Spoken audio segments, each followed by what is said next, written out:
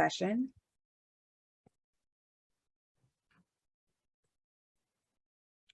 All right, well, again, thank you for being here. Welcome to the Help Me Grow King County open house session. We're going to go ahead and get started. Before we get into the content, though, we will take a moment to introduce our team. I'm Tiffany Williams. I've been part of the Help Me Grow team since about 2018 now. I can go next. I'm Sadia Hamid, and I'm one of the team members, and I just joined a month ago. It's nice to meet you all. And I am Hope Lopez. I go by she, they pronouns. I'm a new Help Me Grow coordinator, and I've been here for a couple months as well. I'm glad to be here. Next slide, Hope. So again, welcome. We're here and we'll give you a little content and background information about Best Starts for Kids. Our vision in Best Starts for Kids is that we want to see babies born healthy, kids thrive, and young people grow up to be happy, healthy, successful adults. So you'll hear us often say happy, healthy, safe, and thriving. Next slide.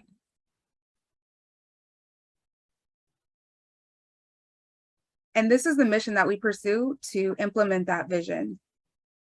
Best Starts for Kids strengthens families and communities so that babies are born healthy, children thrive, and establish a strong foundation for life, and young people grow into happy, healthy adults. Next slide.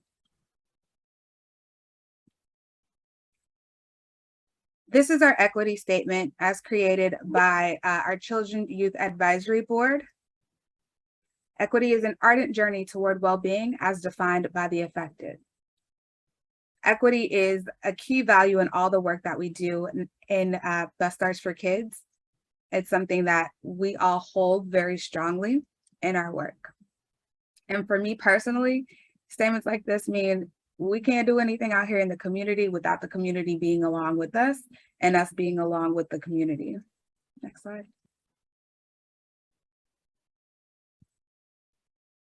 So we are now in 2.0 of Best Starts for Kids. We started out 1.0 and the levy was recently renewed. It is a levy that's financed through property taxes. And again, in 2021, King County residents voted to renew the levy for another 6 years. You see in this list all of the investment areas. So Help Me Grow, which is what we're here to talk about today, sits in the investing early or prenatal to 5 levy area. Next slide. And some of you may or may not know what Help Me Grow is, so let's talk about it. Help Me Grow is a national model, and it's a model that can be tailored to meet a community's unique needs. So here in Washington, one of our partners Within Reach serves as the state affiliate. In King County, we are a sub-affiliate. So for King County, we have a relationship with Within Reach whereby they provide us help. They provide us some technical assistance as needed in order to implement the model here. But for King County specifically, we really are working on tailoring that model so that it meets King County residents' needs. Next slide. And here's our vision for Help Me Grow. With Help Me Grow King County, we really want to be able to respond to families, building their strength and connecting them to what they need and when and where they need it. Next slide.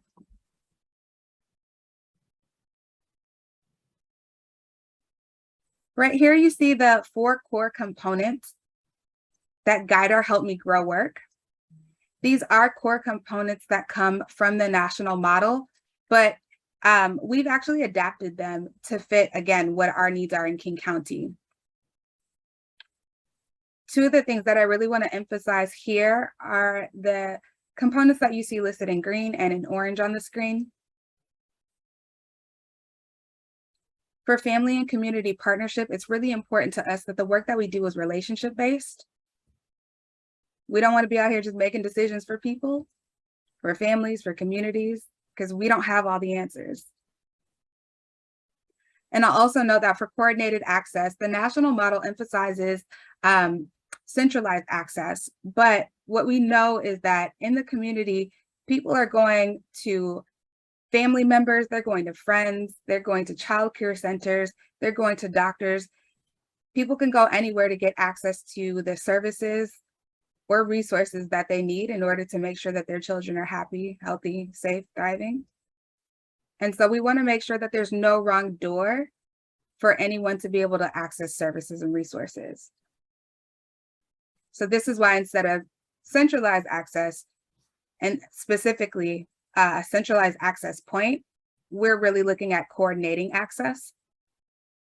So that all those places and all those entities where people are connecting to each other and talking to each other and having relationship with each other. I won't bore you with the rest of the components that are there on the slide. These slides will be posted.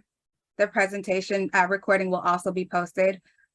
So you can always go back to take a look at them more in depth if you'd like to. But one thing else that I'll point out is that at the bottom of the screen, we do have some more values that really drive our work for Help Me Grow King County. So while equity is always going to be a core component of our work because we are part of Best Starts for Kids, we also want to recognize family and community self-determination, their strength and their resilience. Another one of our goals is to really work in partnership with families and their agency, meaning the ability to do for themselves. We know that families are the experts. They know what they need and they know how they want to get access to that. So we want to honor that. Next slide. And this is just an overview of the first RFP that we did, which was a pilot. The work was really kind of sorted into two areas. The first area you see here is about our network that we were striving to build. And you'll see more, or you'll see those details in brown and those brown seeds there. And in the green seeds, what you see is developmental promotion work. And so in the pilot RFP, folks had an opportunity to tell us which pieces of the work they wanted to put together in order to build a Help Me Grow access point that would work for the communities and the families that they were striving to serve. With the partner organizations who were funded through our pilot RFP, people really put together a lot of different combinations of what you see listed here on the screen. Next slide. So moving into 2.0, we'll talk a little bit about some of the things that we are thinking about funding as we move forward. So direct service is one of the things that we saw a lot of our partner providers propose in their initial responses to the pilot RFP. And just a quick tip about that, RFP means request for proposal, but you'll see listed on the screen here, warm connections. So instead of just focusing on referrals, which might be a handoff, giving someone information and letting them go off and pursue that referral on their own, I think we'll be looking for folks who are really focused on warm connections, meaning that they will go along with a family when they're making connections to other services or resources. That is an element of the work that we would want to see required in any proposal that we receive in response to the RFP. And similar to our pilot, folks will have an opportunity to select the options as listed here that would also work for them in developing a program connecting families and communities to resources. You'll note at the bottom of the slide that we will continue to be looking for programs that are community designed and that have cultural and or language matched services to the families and communities that they serve. So we know a lot of times people will access translators or interpreters, but we also know that there are a lot of community-based organizations, there are a lot of community-based groups who really do reflect the families that they serve.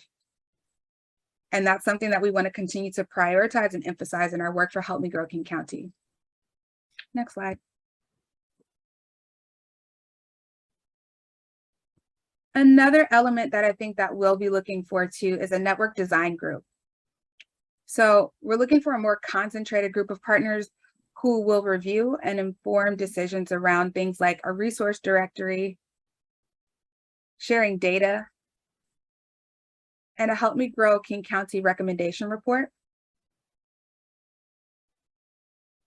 Ultimately, this group will be tasked with building a stronger infrastructure as we continue to build Help Me Grow King County. And not just build Help Me Grow King County, but to sustain it and to continue working with what we've already done so far. Next slide.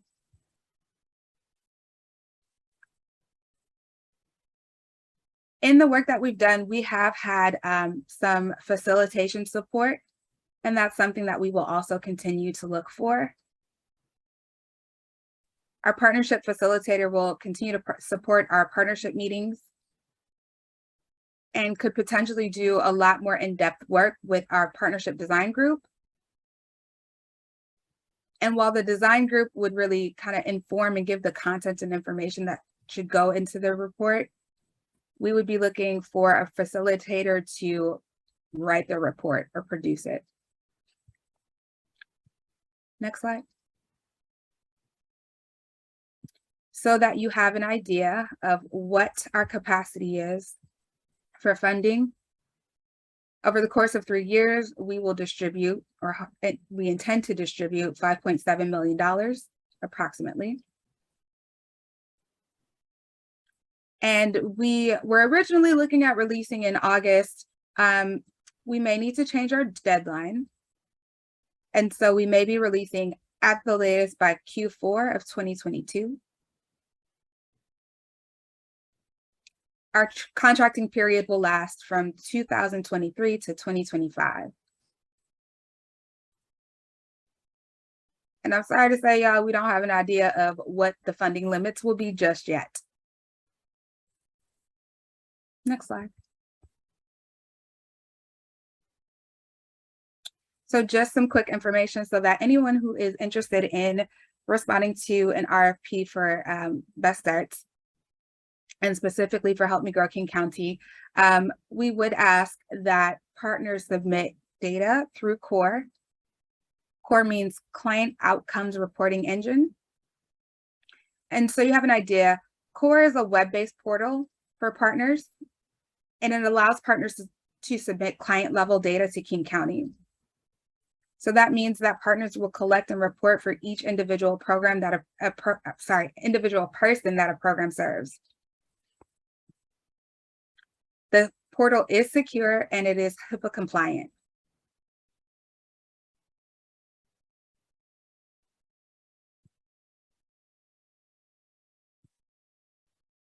RFP respondents will have an opportunity to seek out technical assistance. So there are TA consultants who folks can contact directly. When the presentation is posted, you'll be able to use the link there. That'll be in the posting. You can choose a TA consultant and email them directly to ask for support, and you should get a response within 48 hours. Just so folks know, it's probably a good idea to allow 24 hours for a consultant to respond before contacting another consultant. And once our RFP is open, you'll want to make sure that you ask for support before 3 days before the RFP closes. So the sooner you can get in touch with somebody, the better. Next slide.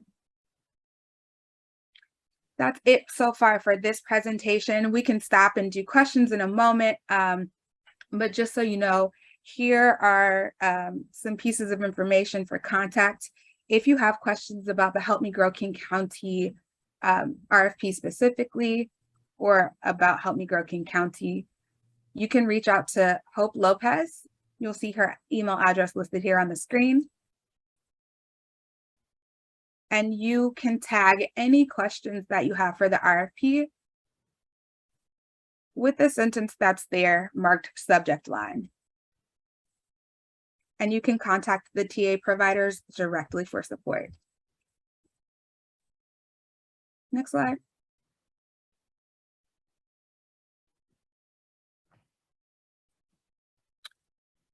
All right, questions. So Dan, I see your question.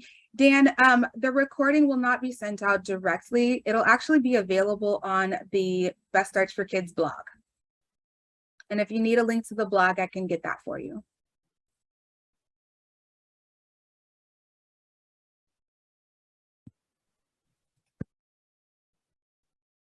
And please feel free, you can open up your mics and share any questions that you have. You can also drop questions into the chat. Hi, Tiffany. This is Rachel from Child Haven. I see that I'm not the only of the current Help Me Grow grantees that is here today too. So I guess I was wondering if you could speak to, current thinking in the program about, a lot of what you shared is very similar to the last round. Can you speak to sort of how you're thinking about this round being the same or different for what you're looking, like what funding priorities, projects funded, funding, quantity of organizations, repeat organizations, that kind of thing? Sure, great question. Thanks, Rachel. So as I'm understanding your question, what I can say is you're right. A lot of the elements that we are thinking about for our next round are going to be very similar to what's happening in the current round. One thing I'll say is that there might be a difference that you all see, and by you all, I mean our currently funded partners.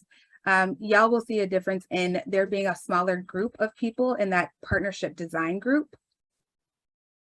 So right now we have an opportunity for the entire group to discuss content or whatever in the partnership meetings. But I think we'll be moving towards maybe having that smaller group. And so that is the primary difference that I would see. Otherwise, I could definitely see a lot of the work that's currently happening continuing to happen. I think I heard another part of your question being how many partners we were hoping to have. That part, again, is to be determined. We don't know yet.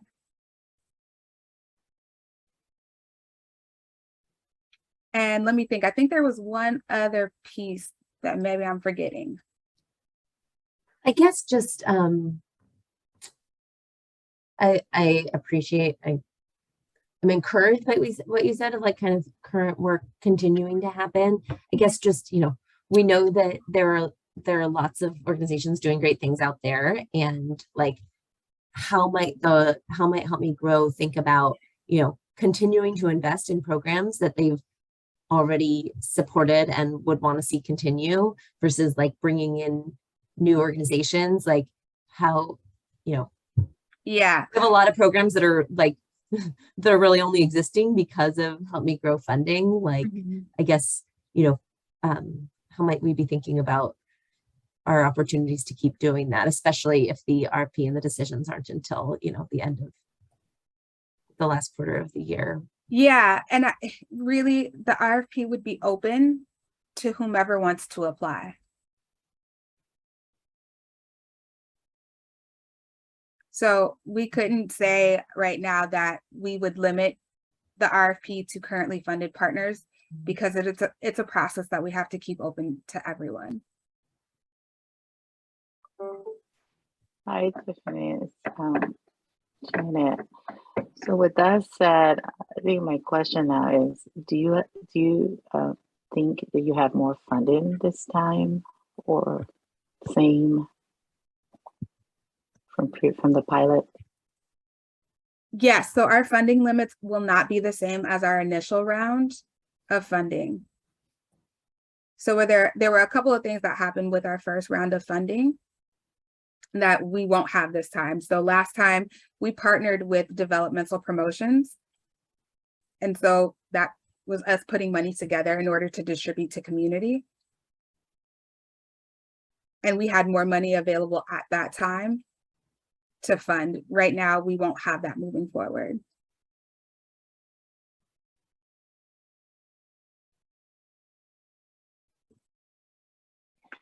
So overall, do you have more funding this round or less, like the overall budget? We can't make the same type of comparison to say that it's more or less. It's just a different set of circumstances. So it doesn't look the same way. Do you have a number? I feel like that might be what some people are asking for. What, even if Yeah. the circumstances are different, what is the exact number? Thanks, Queen Sheba. The number that we have is $5.7 million over 3 years. Thank you so much. You are most welcome.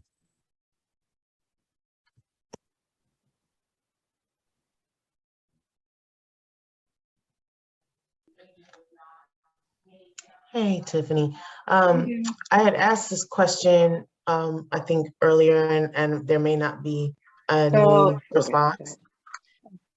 Can you hear me? Yeah. Okay. I'm wondering about, as we're thinking about the end of the program year and the RFP, will we have the opportunity to either complete the RFP by the deadline in order to extend our work into 2023 if we are a current partner, or will there be any kind of mitigation for gaps if for any reason that deadline extends into 2023? Yeah, that's a good question. So we are not intending to leave any gaps between contracting periods. For Great, any thank you. partners, you're welcome. And just another tidbit of information for any partners who are currently funded, who are going to reply to the next RFP, our goal is to let you know what decisions will be made at least 4 weeks before your current contract ends.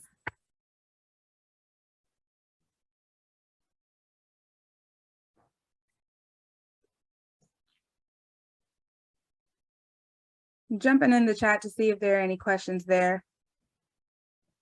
There's nothing.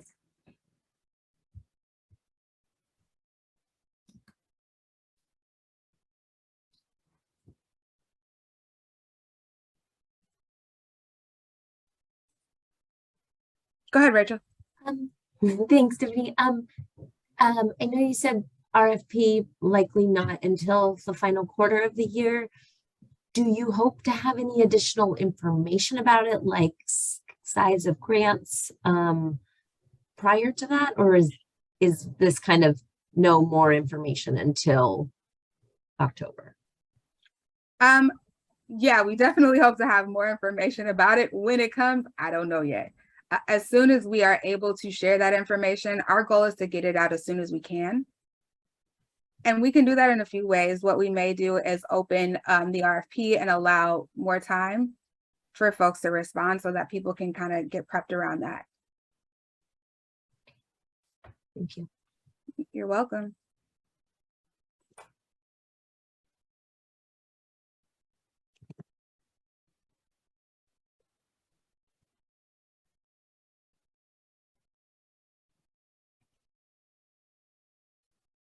I'll just give it a couple more minutes in case there are any other questions that come up.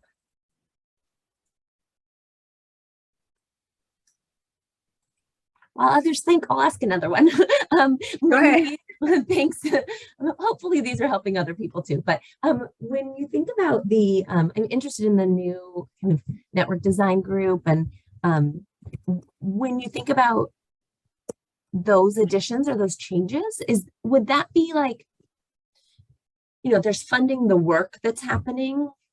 That's also work, but there's the funding the like community based, like client facing work that's happening. And then is this thinking of like another set, like might an organization be a recipient for, you know, community focused work, right? Like doing things that we've already like doing developmental promotion and receive maybe some additional funds that would be about time spent in the network design group? Is that kind of how, like, is it? Yeah, I understand your question. And to our best knowledge, or our best thinking so far, yes, we can definitely see folks being funded separately for those pieces of work. So for anything that is direct service versus the partnership design group, yeah, our best thinking to this point is that they would be funded separately for those bodies. Thank you. You're welcome.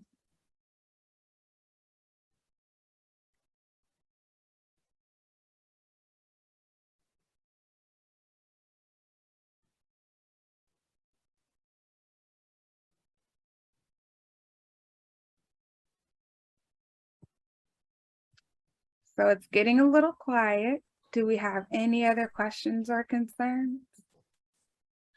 Yes. So I have a question. I wanted to know, with this new RFP, would there be any screenings, or it's just going to be connections only? So again, to our best thinking, we are looking for developmental promotions, or we think that developmental promotions, including screenings, could be part of something that an organization proposes to do. So right now, we don't have any intention to separate it out.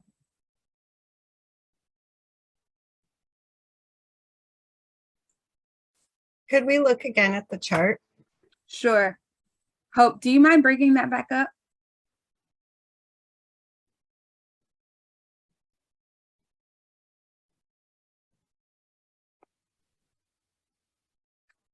Perfect.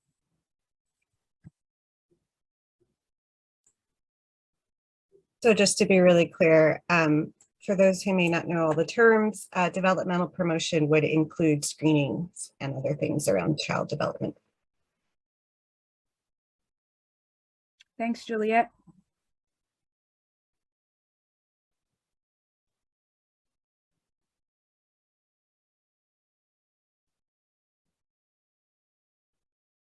Yeah, I guess can we go more into, because I get warm connections. It's really about making that connections with families, supporting them as you are connecting them to other resources, but basic needs provision. What does that entail? It's really up to the organization. There are some partners who are able to provide some things. So they might be able to distribute food, they might be able to distribute diapers. And so we could see some partners being able to do some of that in-house rather than referring a family to someone else to do it. Okay, because like we are new to this RFP. My organization is Brave. And so like we have a Trailblazers wraparound program that does a lot of in-house resources provided to families and their parents. However, we do also connect them to different community resources in the community. So that would basically, if we are providing the resources and providing the things that they need, food, support with utilities, all those different things, that would be basic needs provision. Yes. Thanks for clarifying that question or adding more context, Teresa. Yes, that is accurate. If you're doing those things in-house, that would be an example of an organization who's providing the basic needs themselves. Thank you. You are welcome.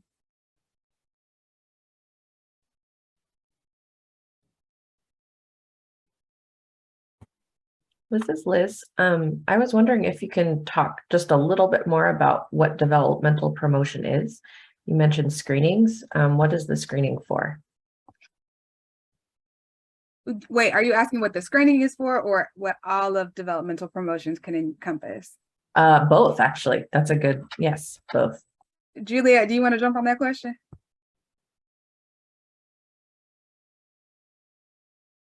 Uh-oh, did we lose her?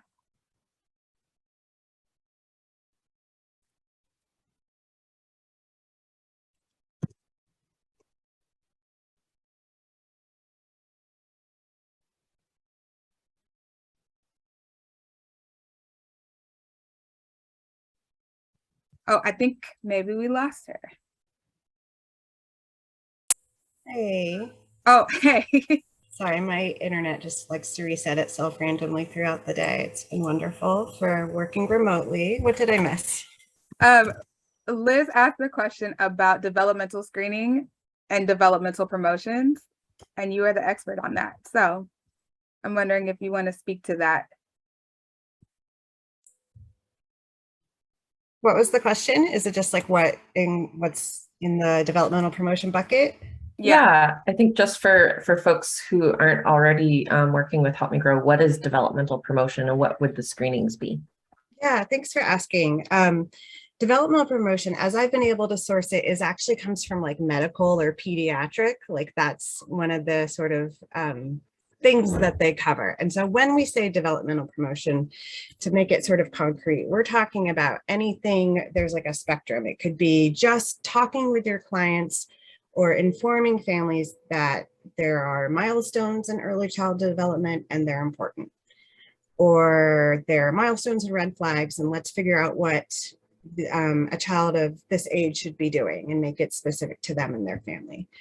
And it can get sort of increasingly specific to here's a list of all the milestones for this age, between 1 and 2, if that's the age of their kid. And let's check them off and see what's coming next and do work and activities to support growth and learning. All the way up to a developmental screening tool or questionnaire that anybody can offer for a family and child, and some families can do it themselves, that sort of looks at and marks off where a child is growing and learning, and if they're meeting the sort of learning targets for their age. And there are lots of different tools out there. The most common ones that are used right now are the Ages and Stages questionnaire and the survey of well-being in young children, but there are more than that. There are also, we sort of include the social emotional realm within the developmental promotion bucket. So that could be things about parent and or child social emotional health, well-being, screeners about mental health, wellness, autism. So developmental promotion is a big wide open bucket that is just sort of all things related to early childhood growth and learning.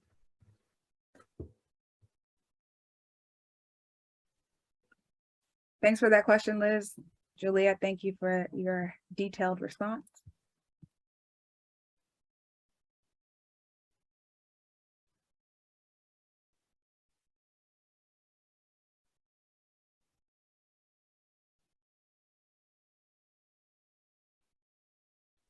Okay, I just want to make sure I understand some of the things I've heard so far. The Help Me Grow funding is to deepen the connection within the resource network. Is that kind of what I'm understanding? It's a very simplified way of putting it. Yeah, and so this is, I think, reflective of attention sometimes that happens with Help Me Grow King County, because there's this piece of ambiguity, but then there are also these very concrete, tangible details, right? And so, yes, part of it is to deepen the relationship and the connections in a network of partners who are providing access to resources. So that's one part of it, but there's another part of it that actually does get a lot more specific. And that isn't just limited to building the relationship between the entities who will be funded. So that more concrete piece is actually folks doing all of the things that you see listed on the screen, or any combination of the things that you see listed on the screen. Okay. Example being, because that's how my brain works. Being a doula, and being a doula in itself, you are a resource and you provide a multitude of resources. Yep. Now, as a doula, you could be in partnership with other people, but most of the time you're just an individual. So how does that play into the proposal if someone was in that state? I know it's kind of specific, but I'm just trying to think out the box. No, that's perfectly fine. And I love that you're bringing up an example. So there are a couple of ways that could work, right? And I could see an individual coming with their own body of work. So in this instance, saying, I'm a doula, but as a doula, you know, when I'm going to provide prenatal services to a family, I'm also connecting that family, because we sat down and had a conversation. And, you know, my client told me that they needed diapers or they needed food and I made those connections. I think that someone like that could apply. Let's say there's an organization with several doulas who are doing the same thing, right? That kind of organization could also apply. There could be an organization where people are coming to the organization and they could be coming for one thing, and then again in conversations say, well, I need all these other things. And if the organization is connecting that family to all of those other services, that organization could also apply. And I think I saw a thumbs up. Queen Sheba, does that help? All right, thank you.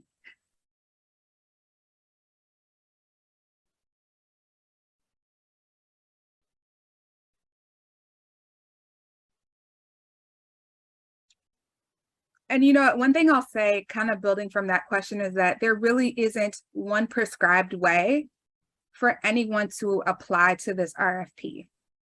That's not what happened in our pilot program. And I think that's something that we would want to keep moving forward, because we also know that in community, folks are creating programs around a specific community's needs. And so how do we make sure that people can say what's going to work for them and get access to the funding that they need in order to continue to do great work?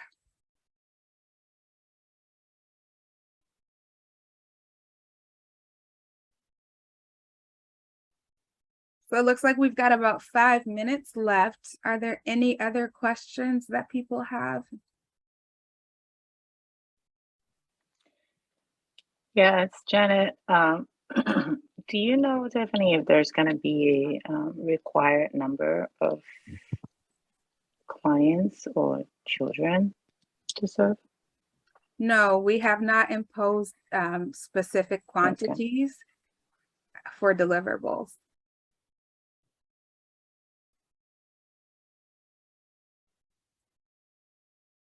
And you know what, let me jump on that too. I think one thing that I at least think that is important for us to think about is that with Warm Connections, there's really a relationship between the provider or the partner and the family that they're striving to serve.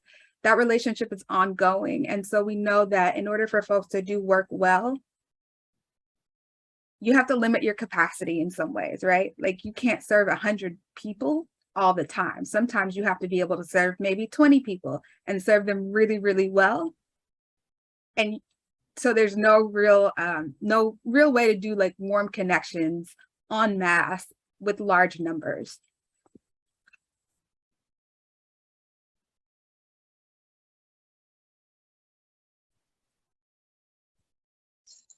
Is there a max for request amounts? I know that minimums and things like that were asked earlier, but I don't know if they asked about a max. Do you mean like a funding maximum? Yeah, like what's the highest? And would it change based on whether they're an individual, depending on the size of the organization too? I know that there's been different fundings that had different amounts based on what kind of entity you were as well. Thank you. You're welcome. So yes, there will be funding limits. We don't know what the funding limits will be. As for what I think I'm hearing as the second part of your question, what I would recommend is that folks request funding that makes sense for the services that they're able to provide and justify. So we know that, for instance, an individual may be able to serve 10 people, whereas if an organization is applying, they might be able to serve more than 10 people. And so I would think that the funding is not necessarily going to look the same for an individual serving 10 people versus an organization funding or serving 20 people. I love that all these little small nuances have been thought about, mentally, at least for you.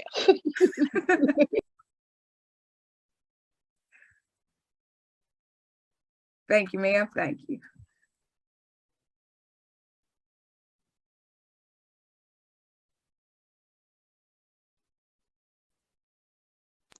Well, thank you all for sharing your time. I will be leaving the space. May you all continue to be blessed and blessings be in your future. Ashe, thank you. All right, y'all, we are approaching the end of our time together. So Hope, if you want to go back to that screen at the very end with contact information. You can send your questions here to the email address listed on the screen. We really appreciate you all taking time to be here with us today and to ask such thoughtful and thought-provoking questions. It really will help us to get clearer in our work as we work together, or at least strive to. Dan, I know that earlier you asked for a recording. I think what we'll try to do is to send a link to the blog post once our video is posted, and we'll send it to everyone who signed up to attend our session today. Thanks again, y'all, for being here, and y'all have a happy Wednesday. Have a happy Wednesday.